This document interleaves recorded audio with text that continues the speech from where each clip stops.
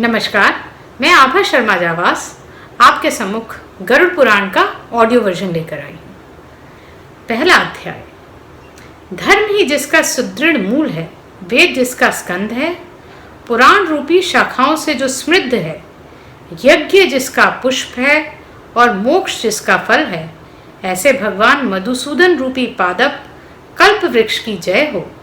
देव क्षेत्र नैमिषारण्य में स्वर्गलोक की प्राप्ति की कामना से शौनक आदि ऋषियों ने सहस्त्र वर्ष में पूर्ण होने वाला यज्ञ प्रारंभ किया। एक समय प्रातः काल के हवनादि कृत्यों का संपादन करके उन सभी मुनियों ने सत्कार किए गए आसनासीन सूत जी महाराज से आदर पूर्वक यह पूछा, हे सूत जी महाराज, आपने सुख देने वाले देव मार्ग का सम्यक निरूपण किया है।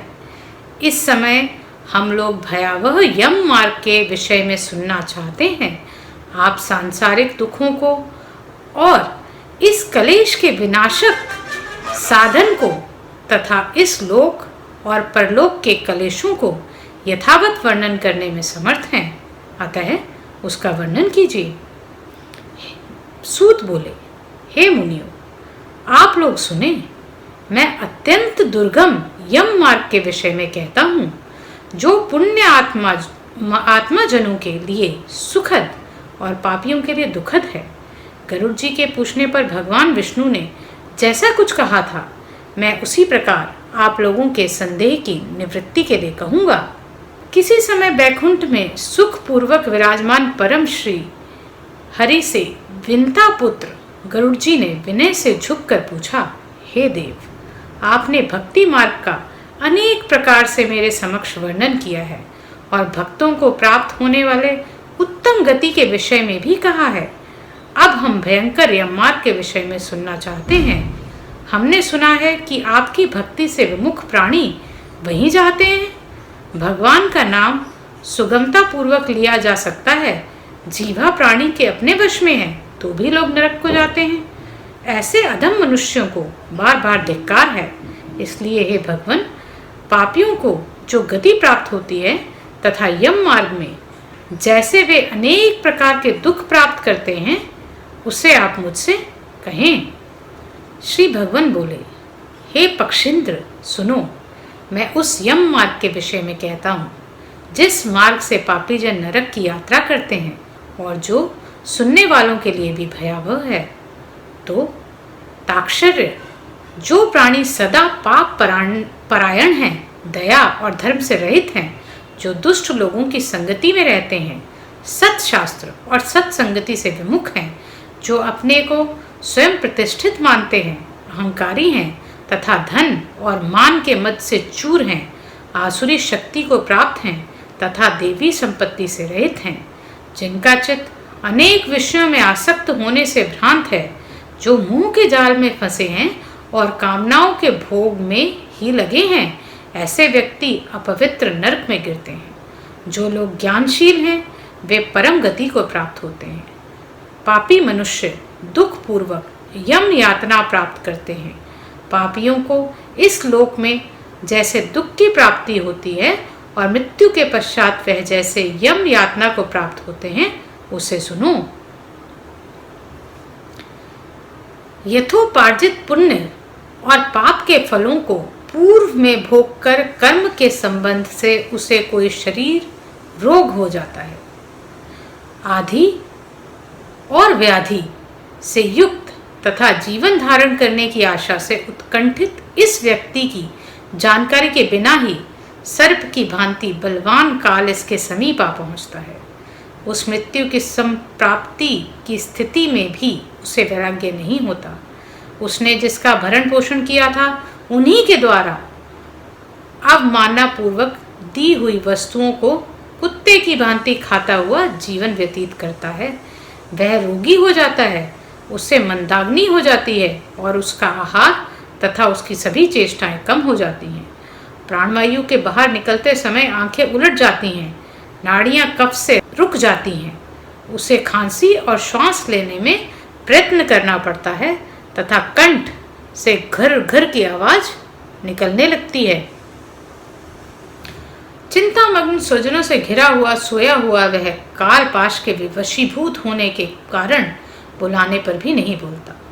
इस प्रकार कुटुंब के भरण पोषण में ही निरंतर लगा रहने वाला अजितेंद्रिय व्यक्ति रोते बिलखते बंधु बांधवों के बीच उत्कट वेदना से संज्ञा शून्य होकर मर जाता है। हे गरुड़, उस अंतिम क्षण में प्राणी को व्यापक दृष्टि प्राप्त हो जाती है, जिससे वह लोक परलोक को एकत्र देखने लगता है। अतः चकित होकर वह कुछ भी कहना नहीं चाहता। यमदूतों के समीप आने पर सभी इंद्रियां विकल हो जाती हैं, चेतना जड़ीभूत हो जाती है और प्राण चलायमान हो जाते हैं। आतुर काल में प्राणवायु के अपने स्थान से चल देने पर एक क्षण भी एक कल्प के समान प्रतीत होता है और 100 बिच्छुओं के डंक मारने सी जैसी पीड़ा होती है, वैसी पीड़ा का उस समय अनुभव होने लगता है। वह मरणासन व्यक्ति फेन उगलने लगता है और उसका मुख लार से भर जाता है। पापी जनों के प्राण वायु अधोद्वार से निकलते हैं।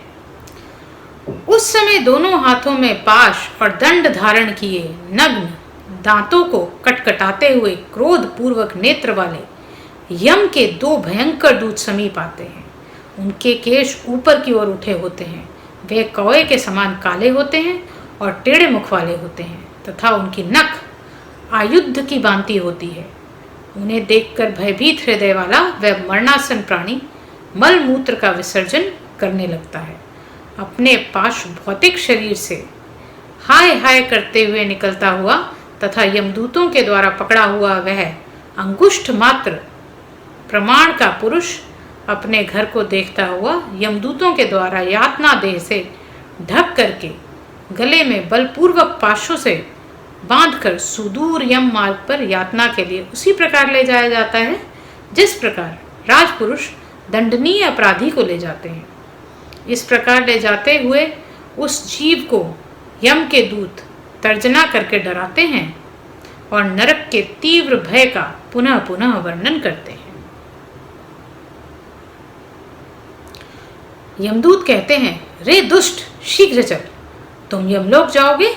आज तुम्हें हम सब कुंभी पाक आदि नरकों में शीघ्र ही ले जाएंगे। इस प्रकार यमदूतों की वाणी तथा बंधु बांधवों का रुदन सुनता हुआ वह जीव जोर से हाहाकार करके विलाप करता है और यमदूतों के द्वारा प्रताड़ित किया जाता है। यमदूतों की तर्जनाओं से उसका हृदय विदीर्ण हो जाता है। वह कांपने लगता है। रास्ते में उसे कुत्ते काटते हैं और अपने पापों का स्मरण करता हुआ वह पीड़ित जीव यम मार्ग में चलता है। भूख और प्यास से पीड़ित होकर सूर्य, दावाग्नि एवं वायु से संतप्त होते हुए यमदूतों के द्वारा पीठ पर कोड़े से पीटे जाते हुए तपी हुई बालुका से पूर्ण तथा विश्राम रहित और जल रहित मार्ग पर असमर्थ होते हुए भी बड़ी कठिनाई से चलना पड़ता है। थककर जगह जगह गिरता और मूर्छित होता हुआ वह पुनः उठकर पापी जनों की भांति अंधकारपूर्ण यमलोकों में ले जाया जाता है। 2 अथवा 3 मुहूर्त में वह मनुष्य वहां पहुंचाया जाता है और यमदूत उसे घोर नरक यातनाओं को दिखाते हैं।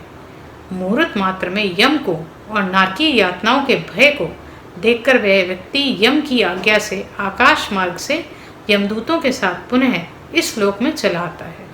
मनुष्य लोक में आकर अनादि वासना से बद्ध वह जीव देह में प्रविष्ट होने की इच्छा रखता है, किंतु यमदूतों द्वारा पकड़कर पाश में बांध दिए जाने से भूख और प्यास से अत्यंत पीड़ित होकर रोता है। हे ताक्षर्य, वह पातकी प्राणी पुत्रों से दिए हुए पिंड तथा आतुर काल में दिए हुए दान को प्राप्त करता है, तो भी उस नास्तिक को तृप्ति नहीं होती।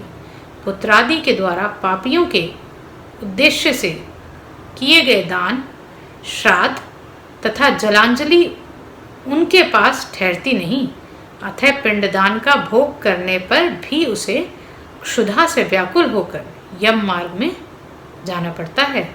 जिनका पिंडदान नहीं होता वे प्रेत रूप में होकर कल्प पर्यंत निर्जन वन में बहुत दुखी होकर भ्रमण करते रहते हैं। सैकड़ों करोड़ कल्प बीत जाने पर भी बिना भोग किए कर्म फल का नाश नहीं होता और जब तक वह प्राणी जीव यातनाओं का भोग नहीं कर लेता तब तक उसे मनुष्य शरीर भी प्राप्त नहीं होता। हे पक्षी, इसलिए पुत्र को चाहिए कि वह 10 दिनों तक प्रतिदिन पिंडदान करे। हे पक्षी श्रेष्ठ, वे पिंड प्रतिदिन 4 भागों में विभक्त होते हैं। उनमें 2 भाग तो प्रेत के देह के पंचभूतों की पुष्टि के लिए होते हैं, तीसरा भाग यमदूतों को प्राप्त होता है और चौथे भाग से उस जीव को आहार प्राप्त होता है। 9 रात दिनों में पिंड को प्राप्त करके प्रेत का शरीर बन जाता है और 10वें दिन उसमें बल की प्राप्ति होती है।